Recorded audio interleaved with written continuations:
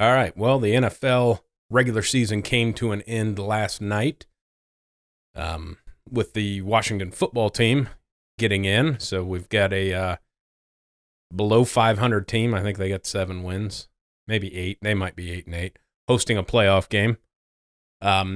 First, what an amazing season for the NFL. The fact that they were able to get it in, especially, leading into it with the virus and the lockdowns and all that stuff. Amazing feat just to get it in. And then secondly, amazing of how phenomenal of a season it's been in the NFL. Great teams, above 500 teams missing the playoffs. The final Sunday of the year still had so much on the line, 5-6 teams able to get in, out, just shuffled around by the minute. As teams take leads, like the Browns, Pittsburgh going for 2, trying to tie that thing up, and then Baker Mayfield getting that first down on his legs. For them to make it, they lose that game. You don't have your own destiny in your hands. I think Aaron Rodgers probably locked up. If he didn't lock it up the week before, I think he locked up the MVP with the game he had against Chicago. They take care of Chicago, but Chicago gets kind of backdoored in with the Cardinals losing to the Rams. And on the AFC side, the Dolphins, a 10-win Dolphins team, gets left out, or 9 wins. I can't remember which. Should have done some research on that. They get left as they got the doors blown off of them by Buffalo yesterday. That was just a beat down. But fantastic regular season to the NFL. Playoffs should be very exciting. Going to be pretty awesome in the upcoming weekend with Saturday getting, instead of double headers, getting triple headers on Saturday, triple header on Sunday. In the wild card rounds, should be some pretty good games, some high quality teams playing. The Browns get to play the Steelers again. Big Ben will obviously be back in that game. All the guys that got their OG days and didn't really have to play Sunday will all be back. Hopefully the Browns can keep their facility open, get their practice going, see what Baker and them can do. I kind of lean toward the Pittsburgh side of it right now. We'll see who's all going to be available and what transpires the rest of this week.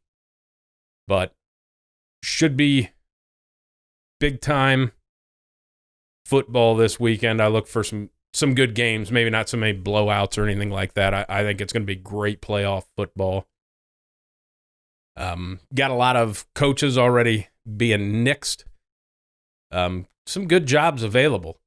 If you look at obviously the Jets job, they've got all their picks, got some cap space, got the number 2 pick, but the Jaguars job, going to be a head coach, a GM, I believe. And you got to look, they have 11 total picks, including the number 1 pick. Obviously, should be Trevor Lawrence, and they have $100 million in cap space for next year. So they are in a prime position, not only for a head coach to get a Trevor Lawrence caliber and start building that franchise back up, for a GM job that you have, the number 1 pick, 11 overall picks, and to have $100 million to play with out in the free agency market to start building that team. It should be able to get some pieces around to Trevor Lawrence and make that thing go. The top questions from yesterday, not sure. I think there was some false information out on the Chan Gailey and Miami being out as the offensive coordinator. I don't know if they've figured that out yet or if that's still kind of up in the air. Questions on Tua with them, with Houston getting beat, with Tennessee dinging one in off the upright to beat them in the last seconds. I believe that gives Miami has that pick from Houston for the Laramie Tunsil trade. And I believe that puts Miami at 3. And that goes to beg of if Justin Fields balls out against Alabama the way he did against Clemson, starts rising back up people's boards.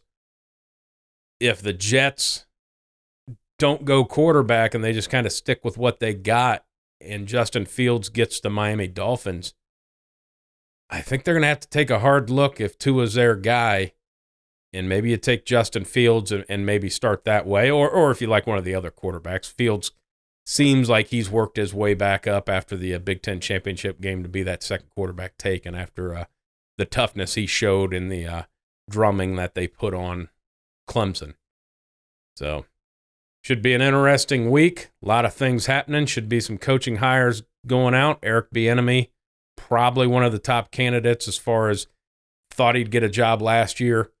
Probably will get a job this year. Gets to pick and choose. There's a lot of openings and a lot of good quarterbacks out there that you can start or either have a high draft pick to get your choice at quarterback. So a lot of good looks, and we look forward to some football on the weekend and see what happens with the coaching carousel this week. Whiteside?